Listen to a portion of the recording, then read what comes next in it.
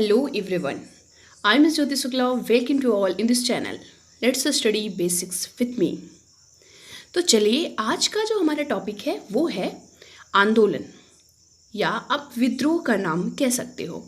तो आप सभी हम सभी जानते हैं 1857 के विद्रोह के बारे में, लेकिन क्या आपको पता है कि इससे पहले भी काफ़ी सारे विद्रोह हुए थे। हमारे देश की आज़ादी में सिर्फ एक विद्रोह को हम मान लें कि यही विद्रोह ने या इसी एक व्यक्ति ने अपना महत्वपूर्ण योगदान दिया है या सिर्फ एक व्यक्ति से हमारा देश आज़ाद हुआ है, तो ऐसा कहना बिल्कुल ही गलत होगा, क्योंकि हमारे देश की जो आज़ादी का क्रम था ना वो बहुत पहले से ही शुरू हो चुका था। उसे आज़ाद कराने में बहुत सारे लोगों का योगदान है। तो काफ़ी सारे विद्रोह हुए हैं जिनके बारे में आज हम जानते हैं, जो प्रमुख विद्रोह हैं और जो एग्ज़ाम में पूछे जाते हैं। हम सिर्फ उन्हीं विद्रोह की बात करेंगे जो ज़्यादा बार पूछे गए हैं, उन विद्रोह के बारे में। तो चलिए जानते हैं। सबसे पहले हम बात करेंगे सन्यासी विद्रोह की। सन्यासी विद्रोह जो है वो 1770 से लेकर के 1828 तक चला था। तो आप समझ सकते हो कि कितना लंबा इसका समय रहा था। इसका जो प्रमुख कारण था वो तीर्थयात्रियों द्वारा तीर्थ स्थानों पर यात्रा करने पर प्रतिबंध लगाने के कारण हुआ था। देखो, जो सन्यासी थे ना वो आप जानते हो कि उन्हें तीर्थ यात्रा से कितना लगाव होता है, लेकिन जो अंग्रेज थे उन्होंने उन पर प्रतिबंध लगा दिया, तीर्थ स्थान पर जाने से रोका। तो इस कारण उन्होंने विद्रोह शुरू कर दिया। और इसमें जो प्रमुख लोग थे वो थे हिंदू, नागा और गिरी के सशस्त्र सन्यासी थे, जो कि इससे पहले मराठों और राजपूतों में और जो बंगाल और अवध के नवाबों की सेना में ये सैनिक रह चुके थे। तो इसलिए इन्हें जो सेना है और किस तरह से एक विद्रोह करना चाहिए उनका काफ़ी अच्छे से नॉलेज था। तो ये जो विद्रोह हुआ था ये बंगाल में आपको देखने को मिलता है। और ये विद्रोह काफ़ी ज़्यादा फेमस इसलिए हो जाता है क्योंकि इस विद्रोह को हम सभी जानते हैं। जो वंदे मातरम की रचयिता हैं बंकिम चंद्र चट्टोपाध्याय, उन्होंने अपना एक प्रमुख उपन्यास है, आप सभी लोग उससे परिचित होंगे, आनंद मठ जिस उपन्यास का नाम है। उस उपन्यास में इन्होंने इस विद्रोह का उल्लेख किया। तो इस वजह से काफ़ी ज़्यादा इम्पॉर्टेंट हो जाता है। और आपको बता दूं कि ये एक बार यूपीपीसीएस में क्वेश्चन पूछा गया है कि बंकिम चंद्र चट्टोपाध्याय ने जिस विद्रोह की बात कही है आनंद मठ में, वो किस विद्रोह की बात कही है, तो वो सन्यासी विद्रोह है। तो इस तरीके से काफ़ी सारे क्वेश्चन बनाए जाते हैं कि ऐसा कौन सा विद्रोह है जिसे बंकिम चंद्र चट्टोपाध्याय ने इम्पोर्टेंस दिया, अपनी लेखनी में लिखा। तो ये अगर आपको पूरी बैकग्राउंड मालूम है तो तभी आप किसी भी एग्ज़ाम को अच्छे से एलिजिबल होगे उस क्वेश्चन को अटेम्प्ट करने पर। तो यही जो चट्टोपाध्याय जी की ये आनंद मठ की जो रचयिता है, इसमें उन्होंने कुछ महिलाओं के भी संघर्ष की बात कही थी, जिसमें देवी चौधरानी उपन्यास भी उन्होंने लिखा था। और इन्होंने कौन, जिनकी हम बात अभी चला रहे हैं, बंकिम चंद्र चट्टोपाध्याय। तो देवी चौधरानी नाम का उपन्यास था जिसमें उन्होंने ये भी बताया था कि वहाँ की जो महिलाएं थी उन्होंने अंग्रेजों के विरुद्ध अपना विद्रोह किया था। तो ये रही सन्यासी विद्रोह की पूरी बातें। नेक्स्ट हम बात करेंगे अहोम विद्रोह की। अहोम विद्रोह जो है वो बर्मा युद्ध जब हुआ था 1824 से लेकर के 26 तक। बर्मा क्या है? म्यांमार। बर्मा म्यांमार जो हमारा पड़ोसी देश है, वहाँ पर अंग्रेज़ों ने काफ़ी सारा लड़ाइयाँ करी, युद्ध किया। और उस युद्ध के बाद फिर वो वहाँ पर कब्जा कर लेते हैं म्यांमार में। तो उसके साथ साथ वो असम पर भी अपने निगाहें गड़ाते हैं और असम पर भी अपना अधिकार जमाने की पूरी कोशिश करते हैं। तो इस वजह से वहाँ के जो लोग थे उन्हें ये नापसंद करते हैं कि ये लोग हमारे यहाँ हमारे जगह पर आकर के कब्जा करना चाहते हैं। तो इस वजह से वहाँ के लोग 1828 से लेकर के 1830 तक वहाँ पर एक गोमधर कोनवार नाम के अहोम राजकुमार थे। उनके साथ में उनके काफ़ी सारे साथी थे, जैसे कि धनंजय बोंगोहन एवं जयराम खरहरिया फुकन, ये इनके नेतृत्व में यह विद्रोह किया जाता है। बाद में क्या होता है, ये संधि कर लेते हैं वहाँ के एक राजा को। अंग्रेज जो हैं वो असम में ही एक महाराजा पुरंदर सिंह थे, उन्हें उनके साथ संधि करते हैं और काफ़ी सारे राज्य को ये उन्हें दे देते हैं और कुछ राज्य पर अपना अधिकार जमाते हैं। यानी कि असम के कुछ भागों पर अंग्रेज का अधिकार हो जाता है, अंग्रेजों का, और कुछ भाग पर वहाँ के जो राजा थे पुरंदर सिंह, उनका अधिकार हो जाता है। तो इस तरीके से ये अहोम विद्रोह मेनली इसका समय सीमा था वो 1828 से 1830 में देखने को मिलता है, लेकिन स्पेशली अगर बात करें तो 1828 मेन हो जाता है। नेक्स्ट हम बात करेंगे फरायजी आंदोलन के बारे में।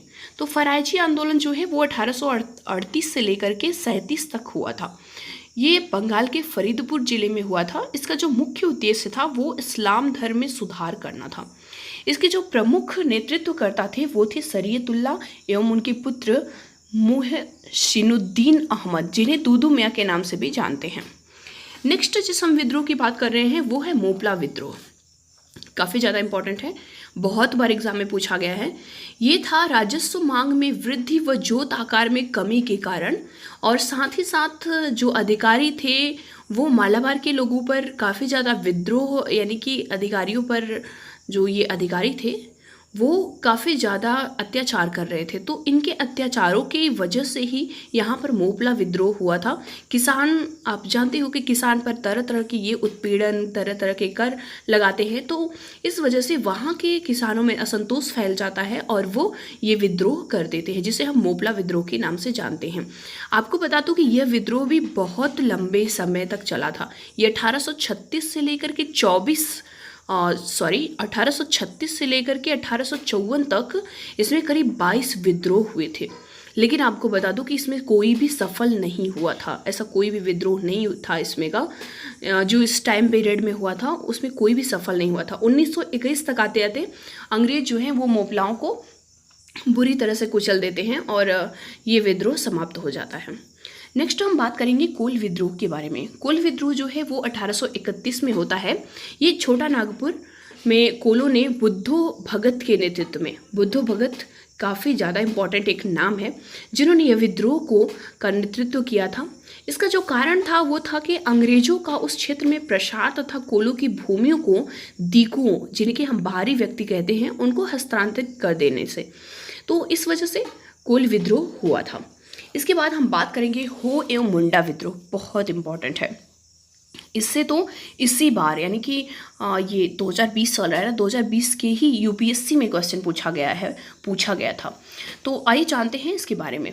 ये जो विद्रोह हुआ था हो एवं मुंडा विद्रोह, इसका समय सीमा जो है वो पास में ही रहता है, यानी कि इसे दोनों को रिलेट करके ही हम मैक्सिमम पढ़ते हैं। तो ये 4 पीरियड में हुआ था। पहला तो हुआ था राजा पराहत के नेतृत्व में। हो जनजातियों द्वारा 1827 में सिंहभूमि एवं छोटा नागपुर सिंहभूमि जिले को अंग्रेजों द्वारा हस्तगत करने के विरोध में हुआ था। और दूसरा जो हुआ था वो 1831 में अंग्रेजों की नई भू राजस्व पद्धति के विरोध में हुआ था।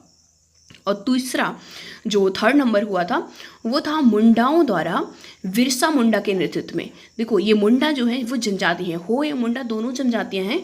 इसमें बिरसा मुंडा का नाम ना बहुत ही इम्पोर्टेंट है, और अभी तो बिरसा मुंडा के में काफ़ी करंट में भी न्यूज़ चल रहा था। तो बिरसा मुंडा ये 1899 से लेकर के 1900 तक चलता है उनके नेतृत्व में यह। और इसी समय बिरसा मुंडा को जेल जाना पड़ जाता है, अंग्रेज उनको जेल में भेज देते हैं। और उसके बाद जो चौथा चरण होता है वो उल गुलान विद्रोह के नाम से बहुत फेमस है। बिरसा मुंडा के नेतृत्व में यह भी विद्रोह किया जाता है, और यह इसका जो समय सीमा था वो 1860 से लेकर के 1920 तक का होता है। इसमें साहूकार व ठेकेदारों के विरुद्ध में हुआ था यह विद्रोह। तो यही उल गुलान विद्रोह के नाम से इस बार यूपीएससी में एग्जाम पूछ लिया गया था। देखो आप समझ सकते हो कि बिरसा मुंडा विद्रोह नहीं दे करके उल गुलान विद्रोह के नाम से पूछा गया। तो ये है यूपीएससी की थोड़ी सी एग्जाम में क्वेश्चन पूछने का, क्योंकि वो थोड़ा सा अंदर से क्वेश्चन पूछ लेता है। तो ज़रूरी नहीं है कि आपने जो पढ़ा है सेम वही टॉपिक, तो वही रहेगा, टॉपिक रहेंगे वही सब रहेंगे, लेकिन वो उसके अंदर से क्वेश्चन पूछ लेता है, उसके अंदर, यानी कि आपको उसका पूरा डीप नॉलेज होना चाहिए। तो ये रहा हो एवं मुंडा विद्रोह, जिसे हम बिरसा मुंडा के विद्रोह के नाम से जानते हैं, उल गुलान विद्रोह के नाम से जानते हैं। चलिए अब हम नेक्स्ट बात करेंगे संथाल विद्रोह की। ये 1855 से लेकर के 56 में हुआ था। ये बिहार में हुआ था। बिहार राज्य जो है हमारा पड़ोसी राज्य, आप देख सकते हो। अंग्रेजों और महाजनों द्वारा किए जा रहे शोषण के विरोध में यह विद्रोह किया गया था। इसके जो प्रमुख नेता है ना वो बहुत इंपॉर्टेंट है। ये चारों भाई थे, 4 लोग थे और चारों भाई थे, सिद्धू, कान्हू, चांद व भैरव। ये चारों ने संथाल विद्रोह का नेतृत्व किया था। इसके बाद हम बात करेंगे ताना भगत आंदोलन के बारे में, बहुत इंपॉर्टेंट है ये भी। मुंडा एवं ओरांव जनजातियों द्वारा चलाया गया था यह विद्रोह।